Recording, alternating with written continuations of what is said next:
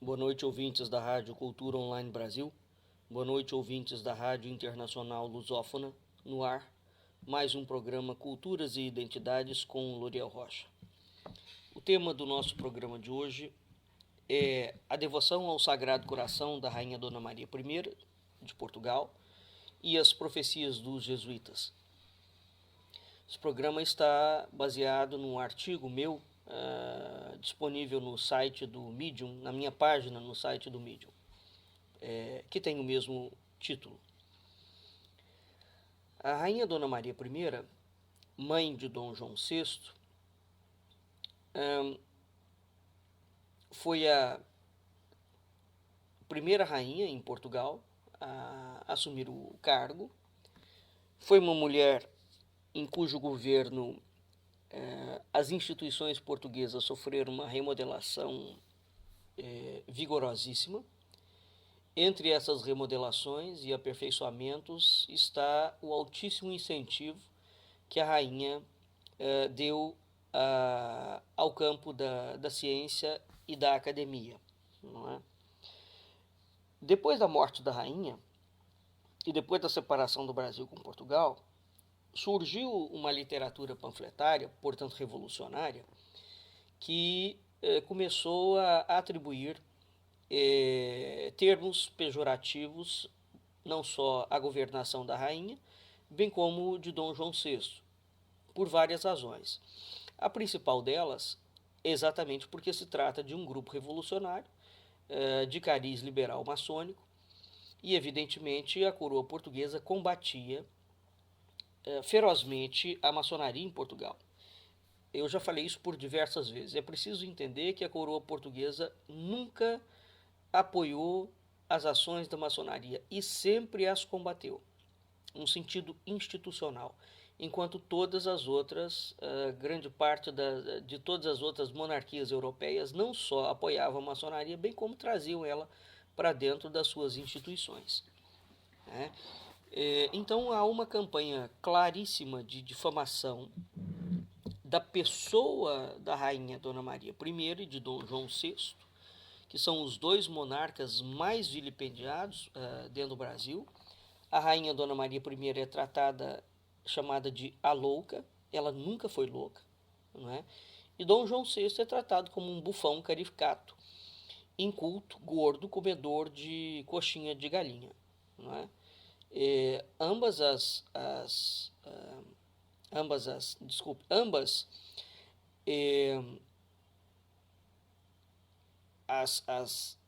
notícias são fraudulentas, não é? E repito, elas foram criadas depois da independência do Brasil. Portanto, é uma argumentação tardia, uma falsa argumentação tardia. Na verdade, trata-se de um assassinato de reputação para manchar o regime da coroa portuguesa, ressaltando a maçonaria e os movimentos revolucionários. Bem, dito isto, eu quero aqui trazer um assunto muito caro à história de Portugal e à história da cristandade, não é? E ao papel fundamental que a rainha Dona Maria I desempenhou nessa questão. Duas ordens religiosas foram fundamentais para a expansão da fé e do império da coroa portuguesa. O império aqui não tem nenhum sentido político, viu? Dentro da história de Portugal. A ideia de império em Portugal é uma coisa completamente diferente. Ela está atrelada a uma visão espiritual da coroa portuguesa. Né? Bem, então essas duas ordens foram os franciscanos e os jesuítas. A chamada cristianização do Império Ultramarino Português, onde o Brasil se inclui, não pode ser nem vista nem entendida sem a presença fundamental destas duas ordens. Né? No Brasil, quem rezou a primeira missa foi um frei franciscano, e os jesuítas assumiram funções que iam desde a mineração à educação. Os jesuítas eram funcionários públicos da coroa portuguesa. As chamadas missões guaraníticas, por exemplo, são um exemplo clássico e ao mesmo tempo trágico da atuação jesuítica, né? Ambas as ordens comungavam de um mesmo ideal.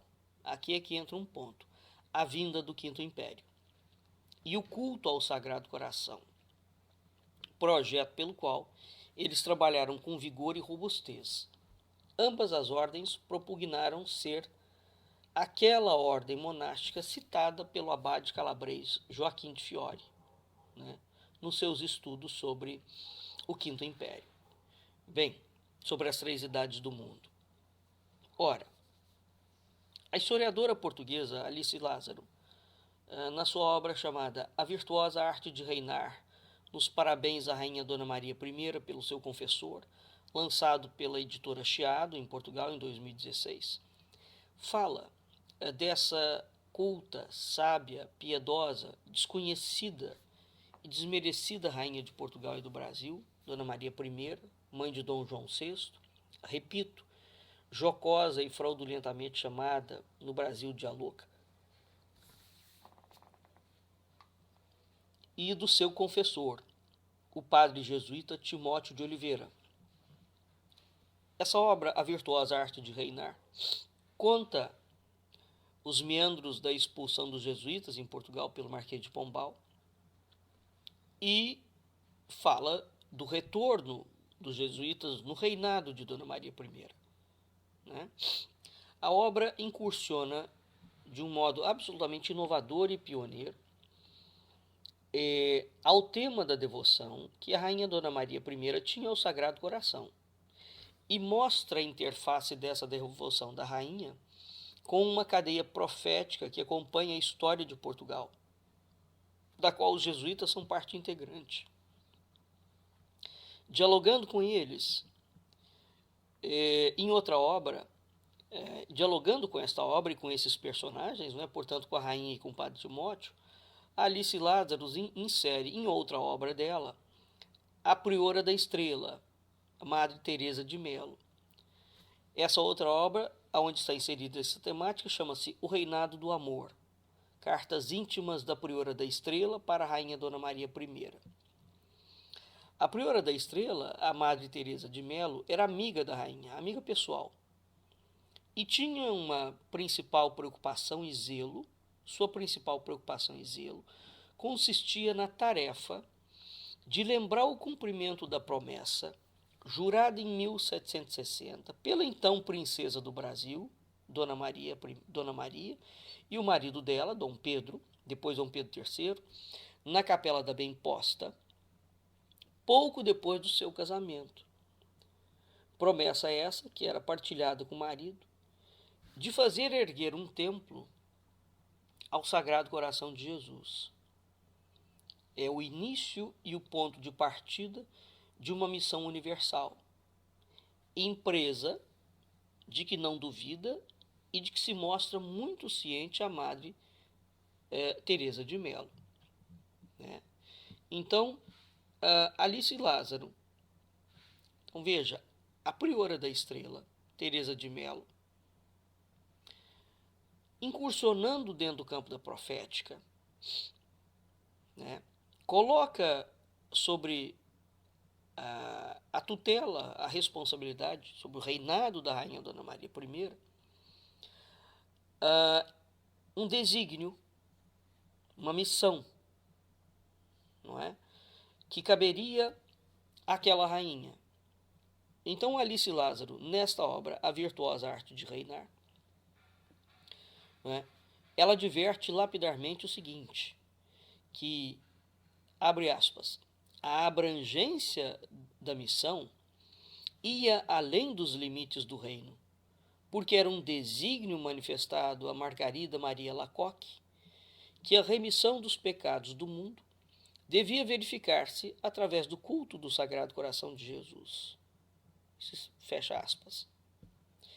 Então, veja, há toda uma cadeia profética, visionária, né, que acompanha a trajetória de praticamente todos os reis de Portugal. Portugal teve 34 monarcas. A história de Portugal é uma história muito curiosa, exatamente por conta desta cadeia profética, é quase que uma situação bíblica. Né? Se a gente pudesse fazer uma analogia, Ora, então, no momento em que Maria Alacoque cobra da rainha esse compromisso que foi feito na Capela da Bem Posta, isso traz para aquele momento da história, não é? A ideia do Sagrado Coração. Tendo em perspectiva que o governo anterior do seu pai, Dom José, não é? Que teve na figura do Marquês de Pombal aquela marca da expulsão dos jesuítas, e quando a rainha assume, ela traz os jesuítas de volta para Portugal.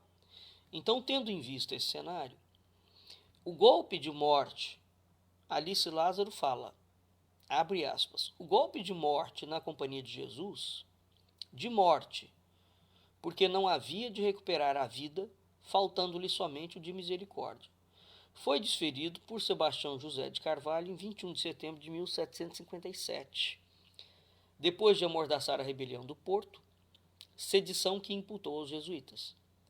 Não tardariam dali a um ano os tiros contra o rei, que o ministro atribuirá à conspiração dos Távoras, associando-lhe sempre a pessoa do padre Gabriel Malagrida, que era um jesuíta que vivia no Brasil.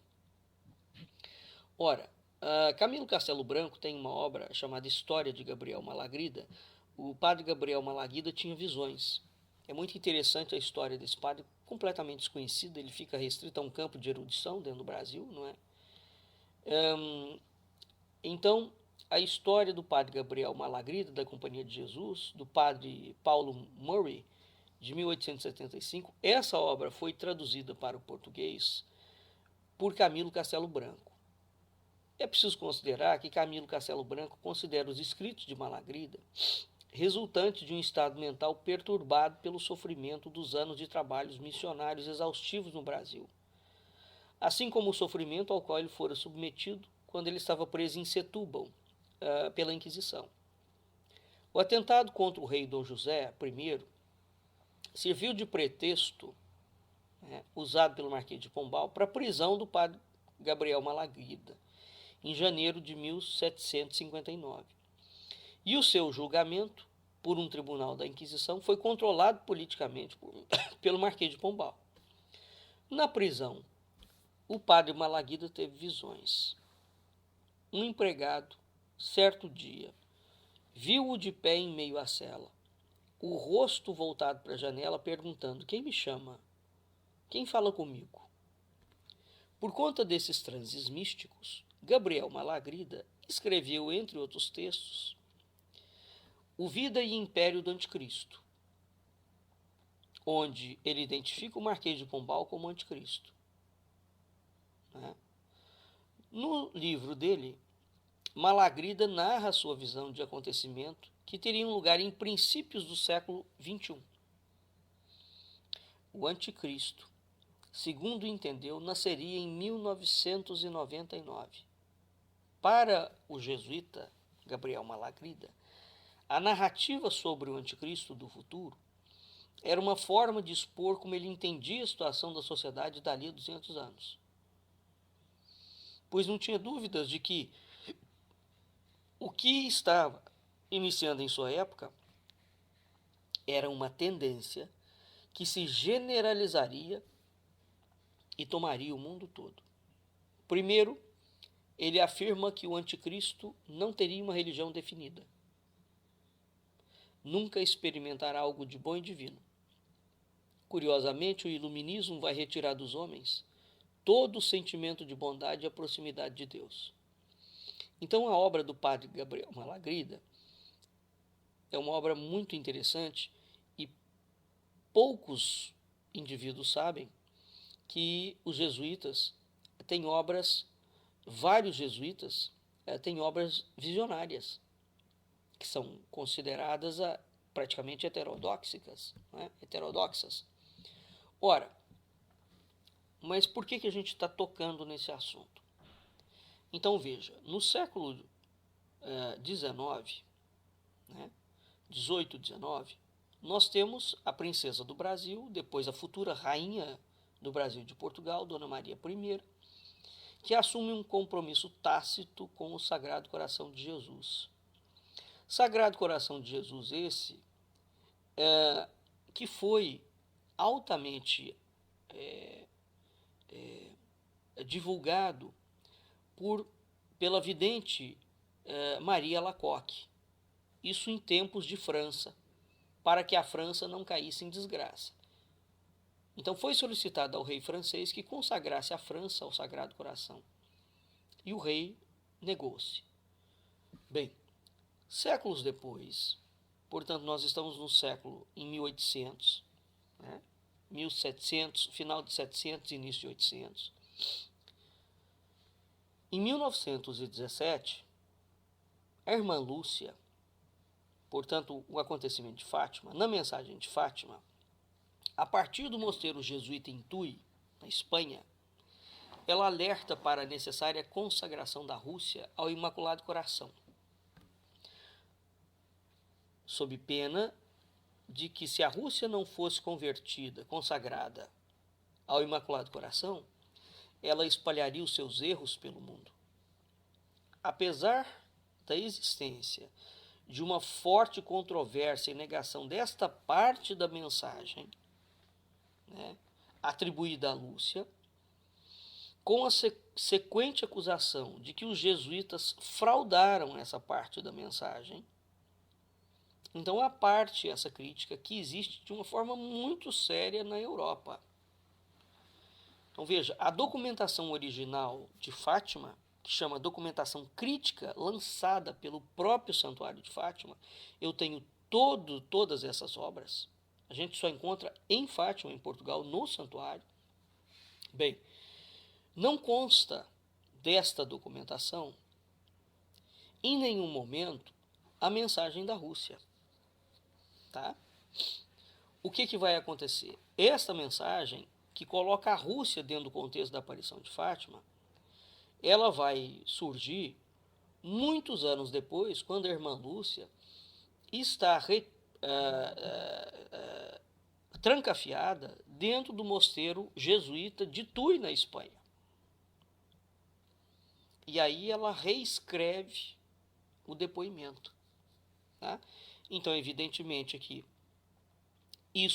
essa parte é um fato, não consta da documentação original, dos testemunhos dos pastorinhos, incluso da própria Lúcia. É, portanto, uma enxertia tardia. Bom, isso é um ponto. Apesar disto, o que acontece? A Rússia atual, veja bem a questão, a Rússia atual tem agido no sentido de seguir aquilo que foi proposto em Fátima, certo? Em Tui.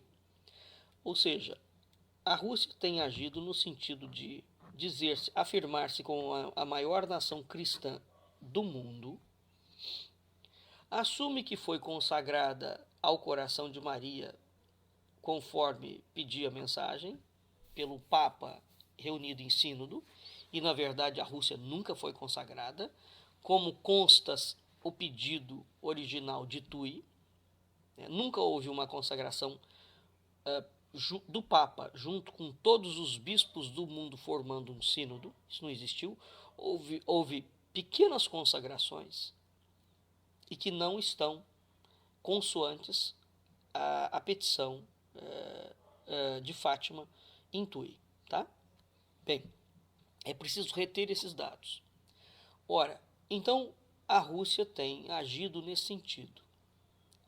O que isso demonstra? Demonstra que a Rússia tem, como geopolítica, ela está fazendo um alinhamento político com profecias religiosas. Portanto, nós estamos tratando de teologia política. O pesquisador português Joaquim Fernandes, eu já falei sobre o Dr. Joaquim várias vezes, tem uma obra chamada O Segredo de Fátima, a história oculta das misteriosas aparições e a conspiração dos jesuítas. Essa obra é de 2007, onde ele aborda essa questão. Ler a obra de Joaquim Fernandes e Fina da Armada é muito importante, porque Joaquim Fernandes foi exatamente o primeiro pesquisador português pesquisou diretamente nos arquivos originais de Fátima e publicou isto. Então, a primeira publicação séria em cima dos arquivos é de Joaquim Fernandes, né? Onde ele trouxe à baila vários aspectos, inclusivamente aspectos anatômicos da suposta aparição, da aparição de Fátima, supostamente atribuída à Virgem Maria. Ou seja, esse caso é um caso absolutamente complexo. Tá? Bem, então a Rússia, geopoliticamente, está fazendo um alinhamento político com profecias religiosas, invocando para si, inclusivamente, o título de Terceira Roma. Eu venho tratando muito desses assuntos, né, de várias formas. Ora, o termo Terceira Roma descreve a ideia que alguma cidade, estado ou país europeu seria o sucessor contemporâneo do legado do Império Romano e da Igreja Romana. Então, aqui nós temos novamente uma junção de política com religião. O que é a Terceira Roma? A primeira Roma seria a própria cidade de Roma, o centro do Império Romano e da cristandade, né? A segunda Roma seria Constantinopla, portanto, o centro do Império político e o centro do Império religioso. A terceira Roma, pelo sentido histórico, deve então assim denominar o Estado sucessor do Império Bizantino, né? Então, quando Moscou, Lisboa, Brasília, Washington, Londres, né, invocam para si o Estatuto de Terceira Roma, não é? Em diferentes épocas, invocando para si este título, isso é algo muito grave e ao mesmo tempo muito profundo, porque esta sucessão de titulação, primeira Roma, segunda Roma, terceira Roma, trata-se, na verdade, de uma transferência de poder material e espiritual. Tá? Então, esse é o tema central da chamada Translatio Imperii, a translação do império. Mas o problema é que hoje, sobretudo no Brasil, os brasileiros não têm ideia, não estuda-se isso. Quer dizer, o que é a Translatio Imperii? Né? É a translação do império. A translação do império é uma translação não só física, ela é uma translação de poder que envolve o mundo físico e o mundo espiritual. Então ele é um conceito, a Translatio Imperii, criado na Europa medieval, para descrever a história como um fenômeno linear. Tá? Então ele é uma sucessão de transferências de poder de um governante supremo, o imperador ou o papa, para um governante supremo seguinte. De modo que a cidade que invocar para si, o Estado, o país, que invocar para si ser a terceira Roma, claramente ela está invocando para si este estatuto. Então, assim como o Vaticano hoje tem uma primazia sobre toda a cristandade, a terceira Roma terá também uma primazia. Ora, a partir do momento que a Rússia de Putin, e é a Rússia de Putin, está invocando para ela a questão da terceira Roma, não é? É disso que nós estamos falando.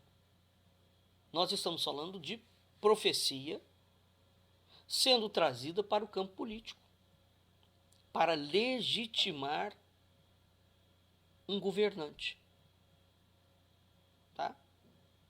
Ora, em que pese as inúmeras profecias que os jesuítas levaram para o exílio, né, quando eles foram exilados pelo Marquês de Pombal, conjugando a devoção ao Sagrado Coração e a sua missão universal,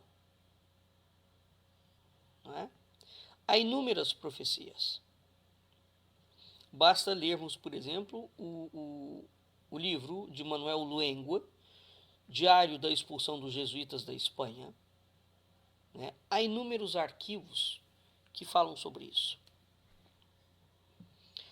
A profetisa Bernardina Renzi, escreve o Luengo, por exemplo, no seu diário, que não sabia nem ler nem escrever, mas citava ad literam a Sagrada Escritura e a explicava teologicamente. Essa profetisa bernardina, em 1767, assegurou que os jesuítas espanhóis seriam expulsos. Depois, os jesuítas napolitanos.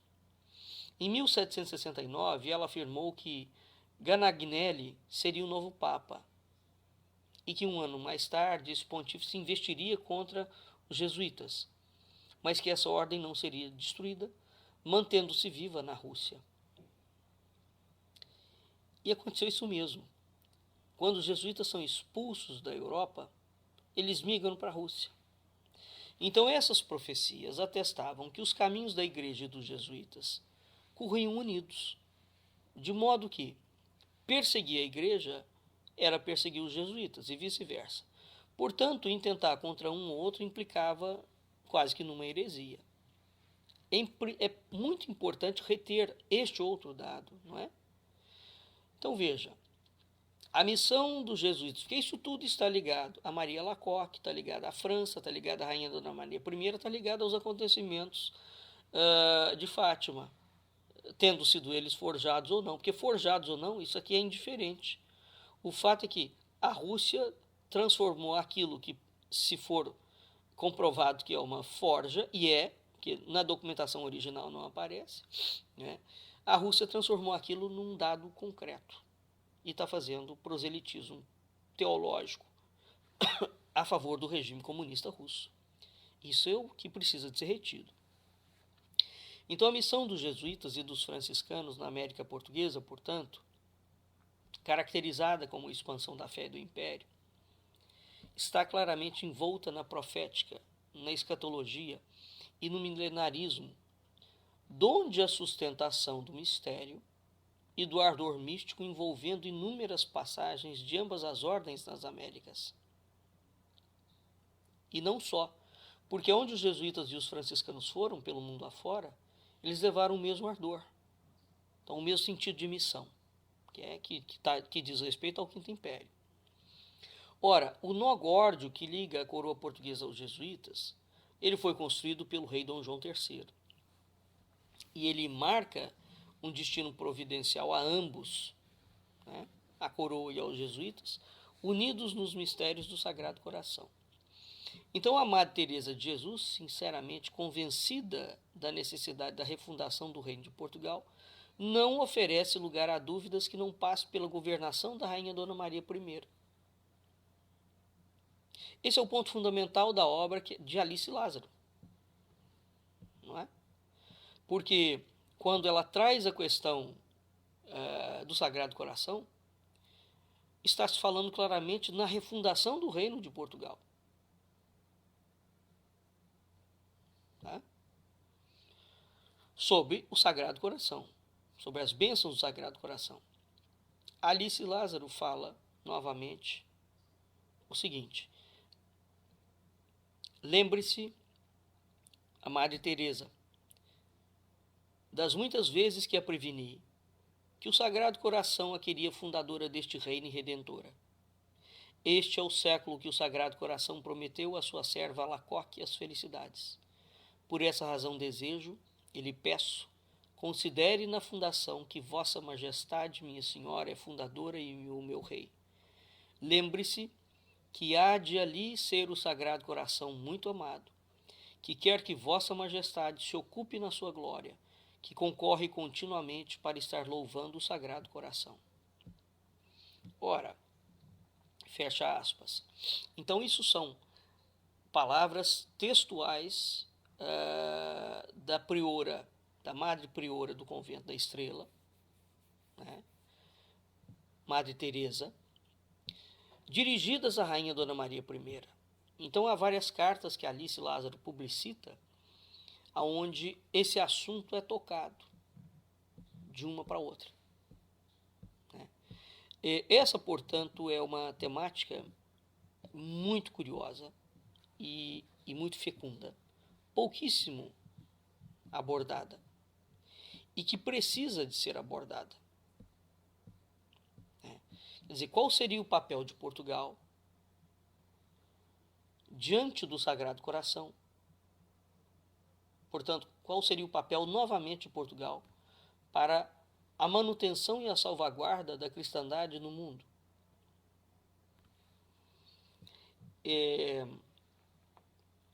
Ao mesmo tempo, nós vemos um contraponto a isto. Quer dizer, a partir do momento que a Rússia chama para si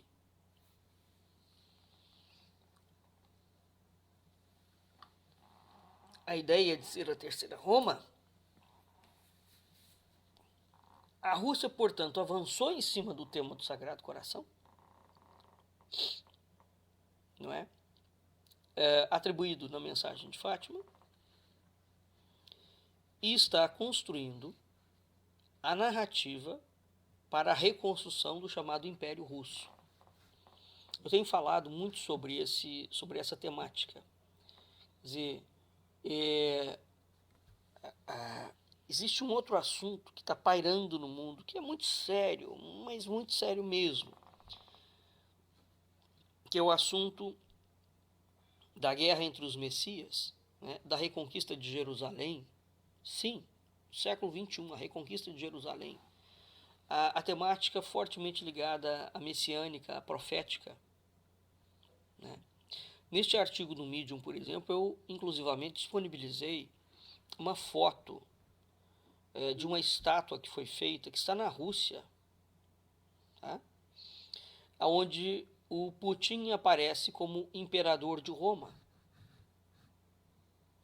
Né? Então, foi inaugurado.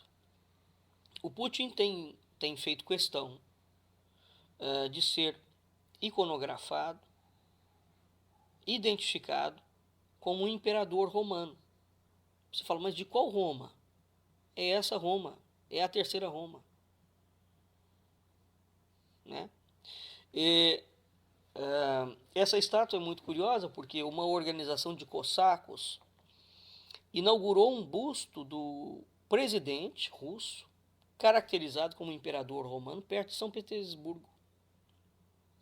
A justificativa da homenagem, segundo os cossacos, seria imortalizar Vladimir Putin como um vencedor e estadista que devolveu a Crimeia à Rússia. A explicação não tem nada a ver com a imagem em si, não é? A primeira reação é de espanto. Quando a pessoa olha, um leigo olha aquilo ali, é de espanto, é de riso. Afinal, não é todo dia que se vê um líder político contemporâneo retratado como um imperador romano. Não é? Agora, essa estátua não tem nada de ingênua. E se a gente for além dessa primeira reação tola, nós podemos aproveitar essa imagem, essa iconografia, para compreender um pouco da mentalidade russa atual, dos governantes da Rússia.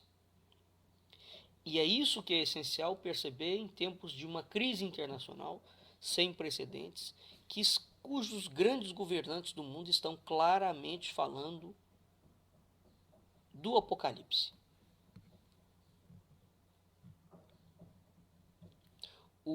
Antes do Trump ser eleito, eu fiz um programa de rádio também, falando sobre as profecias que identificavam o Trump com uma personagem curiosíssima chamado Imperador dos Últimos Dias. Tá? Quando o senhor Jair Bolsonaro se diz ungido de Deus e vai ao Templo de Jerusalém e assina um compromisso em nome do Brasil, coisa que ele não poderia ter feito, né? Assegurando apoio à construção do terceiro templo de Israel, claramente ele meteu o Brasil dentro da temática da escatologia, da profética e do Apocalipse. Portanto, temática essa que envolve a Translatio Imperi e a Terceira Roma. Evidentemente que esse sujeito ignorante não sabe dessas temáticas. Mas quem orientou ele a fazer isso sabe exatamente dessa temática. Donald Trump tem alinhado o governo dele claramente com essa temática. Né? De modo que é muito grave o cenário político mundial. Como as pessoas ficam discutindo somente política, elas não estão percebendo um outro aspecto por trás. Né? Bem, neste artigo meu também, vocês vão ver que Lisboa, e eu também tenho outros artigos no Medium, e outros programas de rádio que eu já fiz, onde eu trouxe a temática de Lisboa tratada como sendo a nova Roma. Aliás, depois do terremoto de Lisboa, que ocorre durante o governo de Dom José, portanto, sob a administração do Marquês de Pombal, o Marquês de Pombal reconstrói a Baixa, né? Porque Lisboa foi praticamente destruída pelo terremoto no século XVIII, né? De 1745. Ora, quando o Marquês de Pombal reconstrói a Baixa, o plano arquitetônico da Baixa é um plano claramente que atrela a Baixa, que é chamada hoje a Baixa Pombalina, né? Atrela Lisboa ao sonho de uma nova Roma. Né? Esses assuntos todos não são assuntos que entram no campo da discussão no Brasil. No Brasil, a gente conta nos dedos os indivíduos que já fizeram alguma menção a essa temática. A historiografia brasileira ela vive imersa numa bolha. Não é? Então, Dom Manuel, quando faz uma reforma formidável no Paço da Ribeira e no Terreiro do Paço, não é? Ainda no século XVI, naquela altura, Dom Manuel, quando faz essas reformas, já faz essas reformas no Paço da Ribeira e no Terreiro do Paço, preparando Lisboa para ser a nova Roma. Então esse assunto, dentro da história de Portugal, é um assunto que atravessou muitas gerações. Uma coisa que muito pouca gente sabe, e eu também já toquei várias vezes nesse assunto. O Plano Piloto de Brasília, Brasília foi tratada por Juscelino como a terceira Roma das profecias. Juscelino foi o 17º presidente da República. Brasília foi inaugurada na mesma data da fundação de Roma, na mesma data da fundação de Troia, na mesma data do descobrimento do Brasil. Isso não é casual. Né? O número 17 na história portuguesa é um número que diz respeito à arquitetura ontogenética da nação. Toda a história de Portugal gira em torno do número 17. Tá? Os estudos sobre isso não é numerologia, não. Isso ultrapassa a numerologia.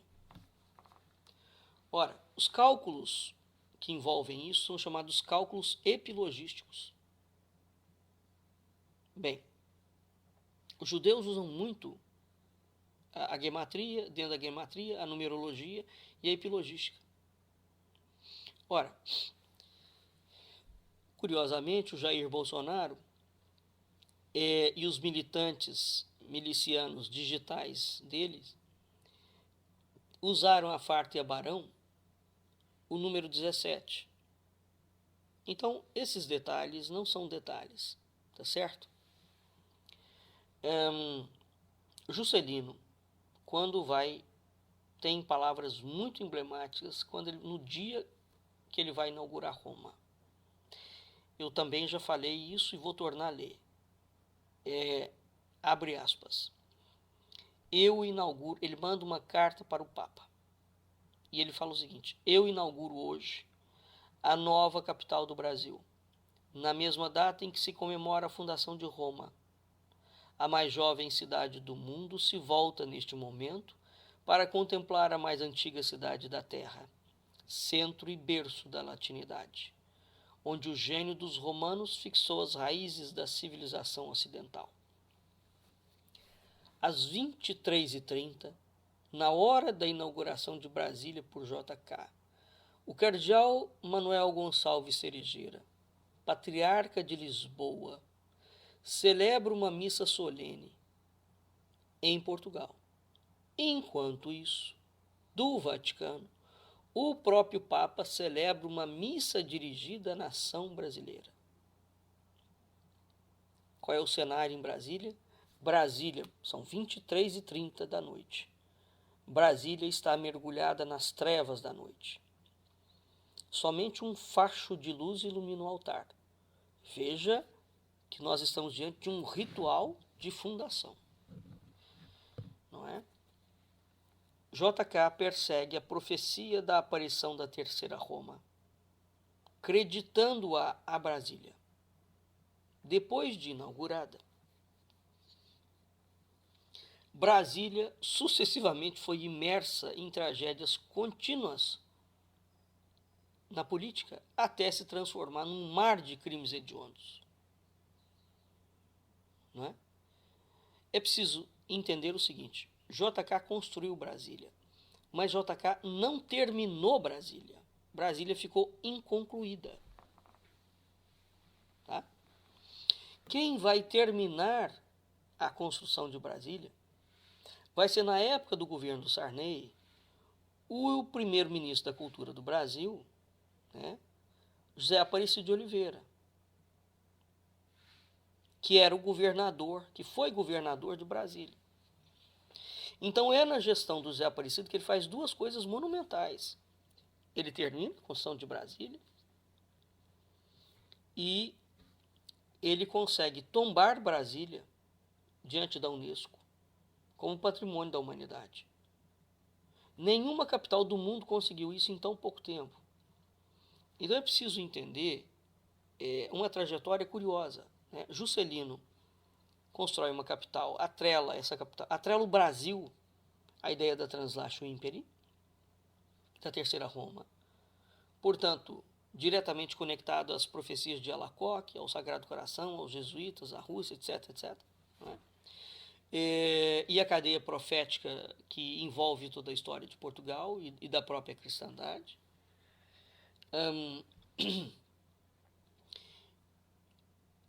Logo em seguida vem Jânio, não é? Que sai, depois Jango, que é deposto, e Brasília, em questão de pouquíssimos anos, cai na mão do governo militar. Os militares moram em Brasília durante 20 anos e não fizeram uma obra para concluir Brasília. Uma obra. Então essa gente, essa corporação, que dirigiu o Brasil por mais de 20 anos, não termina de construir a própria capital da República. Quem vai terminar Brasília, portanto, vai ser um civil, José Aparecido de Oliveira. Bem, então é muito curioso que Brasília, tratada por Juscelino como a capital da Nova Roma, como a Terceira Roma, transforme-se num antro de corrupção, de decadência e de imoralidade nunca antes visto. Né? Isso é muito emblemático porque a gente não tem nenhuma capital de um país, sobretudo daqueles que se arvoram, né, a serem os herdeiros e os novos titulares da Terceira Roma, envolvidos com esses escândalos imorais de corrupção e barbárie. Então, nenhum ideal espiritual ou profético conecta a Brasília de 1960 com a Brasília de hoje. Brasília é um paradoxo desde o início. É uma aberração, é uma anomalia. Como é que pode? Veja o absurdo. Uma cidade construída por um arquiteto comunista, com um plano piloto comunista, com um traçado arquitetônico de cidade comunista ideal, com as linhas de rigor apolíneo contrastando com o perfil psicológico brasileiro tendente a dionisíaco. Como é que pode Juscelino querer que Brasília represente o futuro do planeta? Esse é o tema da escatologia. Como é que pode Juscelino querer que o Brasil, a partir de um lançamento fundamental comunista,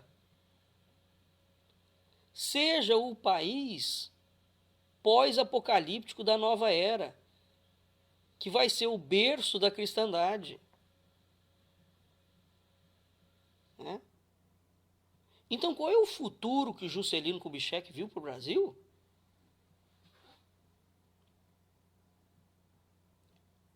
Ora, essa proposta de transformar o Brasil no Quinto Império não é só do Juscelino, não. Sabe aonde essa lambança começou? Esta fraude começou? Essa fraude começou em 1822. Nós publicamos uma obra chamada Manifesto ao Grão-Brasil, Império dos Impérios do Mundo, onde eu mostrei ali claramente que o projeto começa com a maçonaria em 1822. Então, há um projeto espiritual encampado pela política brasileira que é uma fraude monumental.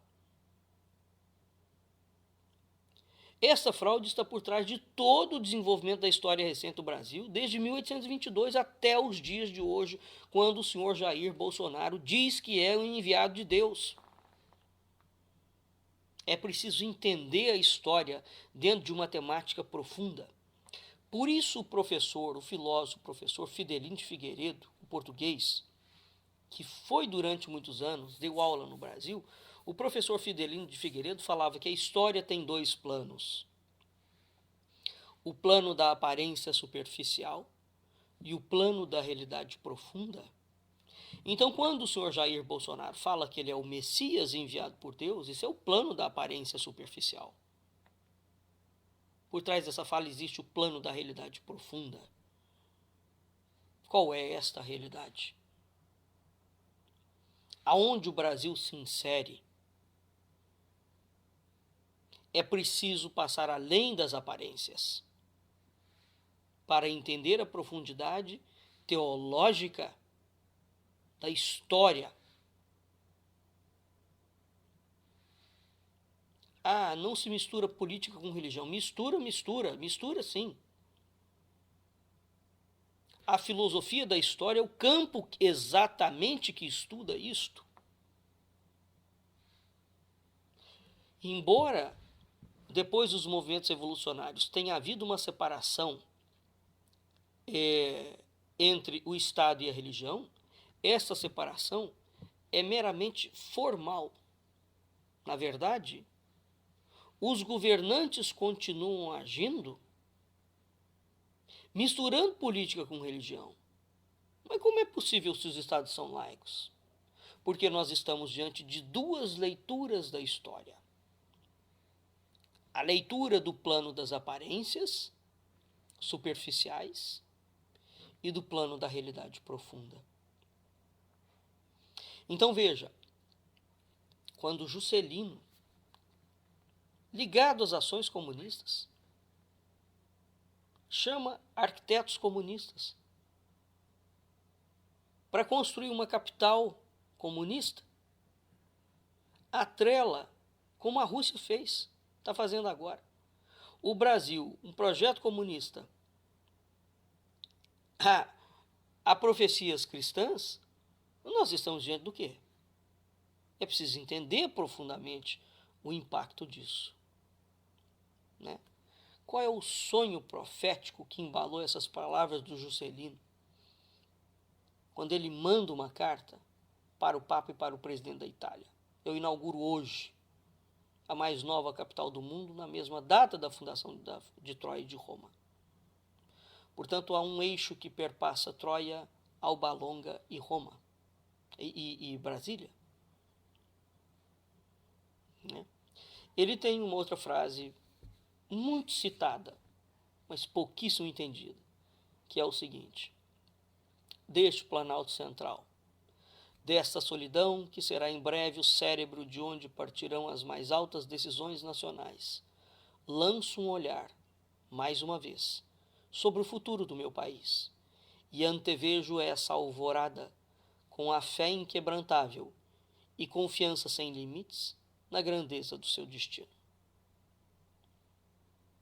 Fecha aspas. Evidentemente que não tem comparação entre Juscelino, a cultura do Juscelino, o estadista do Juscelino, com um bufão como Jair Bolsonaro. Claro. É como um bufão como foi o Lula, que de estadista não teve nada, era um grande negociador, mas de estadista não teve nada. E era um outro Messias forjado. Né? Agora, nós temos a temática do messianismo político aqui, e a temática da Translatio Imperi. Então, a Brasília de hoje, na época do Juscelino comunista, e a de hoje também, por excelência, é essa Brasília que será o futuro do Brasil, previsto por Dom Bosco? É essa Brasília que arroga para si a terceira Roma das profecias? Mas que Roma será essa? Que futuro será esse?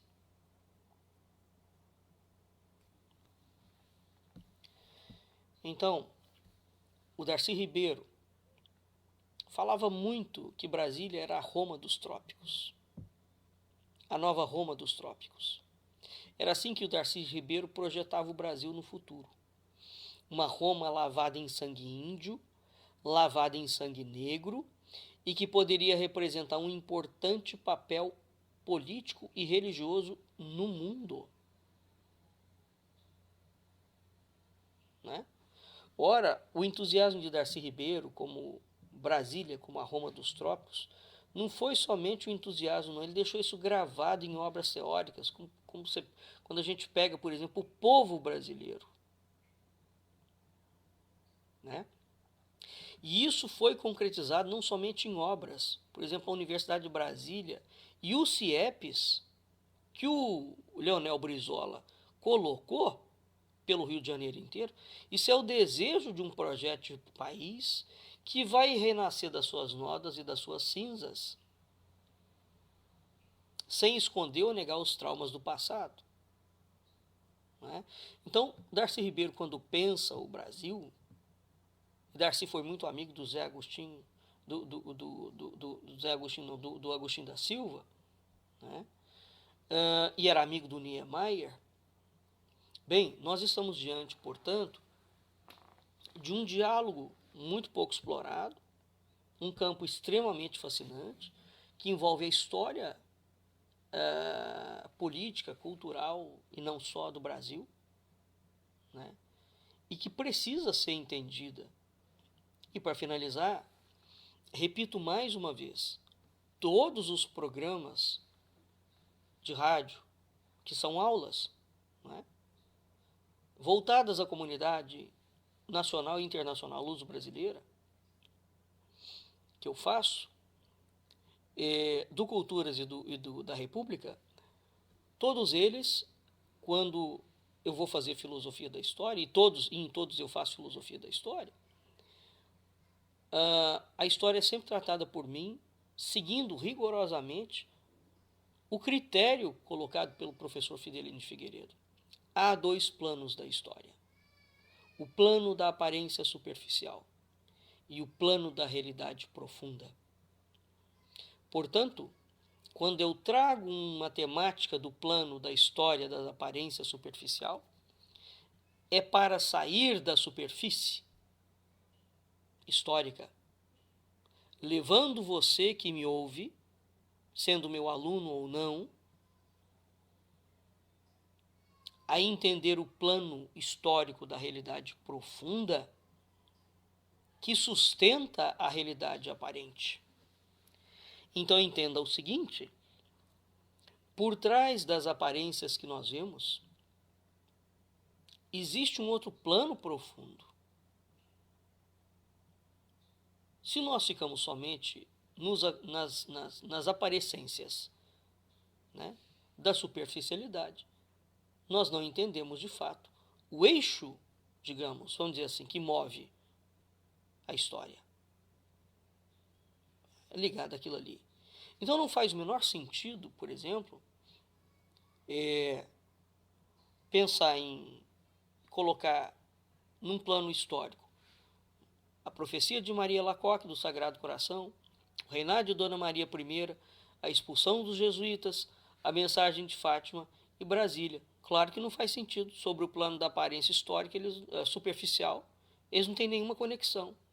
Agora, sobre o plano histórico da realidade profunda, eles não só estão diretamente conectados, como é aí que a história se revela dentro de um brilhantismo e de uma beleza, né, que as faculdades não conseguem fornecer aos alunos. E, na verdade, as universidades deveriam ser o primeiro campo onde essas temáticas que fazem dialogar a política com a religião, com a filosofia e com tudo mais, deveriam ser estudadas. Não é? Então, a história é um campo de estudo fascinante, sobretudo quando a gente consegue mergulhar de modo profundo dentro dela. Isso esgota a temática em apreço? Claro que não. Evidentemente que não, e nem eu me proponho a isso. Não sou tolo a esse ponto. Agora, dá uma outra perspectiva, né? Nós temos, digamos, mais um outro elemento, mais um outro dado de análise e de pesquisa diante dos fatos. Portanto, é preciso romper uma hermenêutica positivista materialista quando nós vamos estudar a história. E é isso que eu faço, não é? Então, vamos ficando por aqui e eu vou deixar o link desse meu artigo, A Devoção ao Sagrado Coração da Rainha Dona Maria I e as Profecias dos Jesuítas, para que vocês possam reter um pouco melhor o conteúdo do que foi veiculado nessa nossa aula de hoje. Vamos ficando por aqui. Boa noite, Brasil. Boa noite, mundo lusófono. Até a semana que vem.